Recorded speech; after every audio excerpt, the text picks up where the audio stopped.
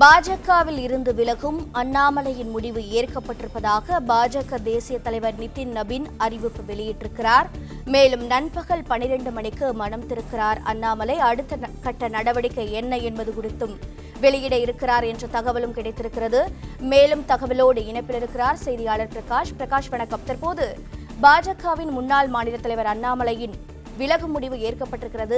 என் மண் என் மக்கள்னு பாத யாத்திரை முன்னெடுத்தார். கிட்டத்தட்ட தமிழக பாஜகவின் ஒரு முகமாகவே பார்க்கப்பட்டார். அடுத்த கட்ட நடவடிக்கை என்ன? மேலும் தகவல்களை பதிவு செய்யலாம். பாரதிய ஜனதா கட்சியிலிருந்து விலகுவது தொடர்பாக முன்னாள் மாநில தலைவர் திரு அண்ணாமலை கொடுத்த அந்த விலகல் கடிதத்தை ஏற்றுக்கொண்டிருப்பதாக மத்திய தலைமை அறிவித்திருக்கிறது. பாஜக தேசிய தலைவர் திரு நிதின் நபீன் அண்ணாமலையினுடைய விலகல் கடிதத்தை ஏற்றுக்கொண்டிருப்பதாக தேசிய பொதுச் செயலாளர் அருண் சிங் தற்போது அறிக்கையை வெளியிட்டிருக்கிறார்.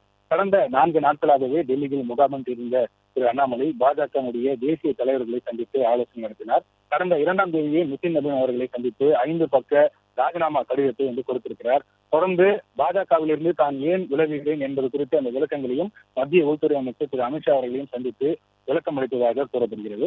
இந்த நிலையில அண்ணாமலையினுடைய விலகல் கடிதத்தை தற்போது ஏற்றுக்கொண்டிருப்பதாக மத்திய தலைமை அறிவித்திருக்கிறது. இந்த நிலையில் இன்று மதியம் 12 மணி அளவில் மனம் திறக்க இருப்பதாக அண்ணாமலை தெரிவித்திருக்கிறார்.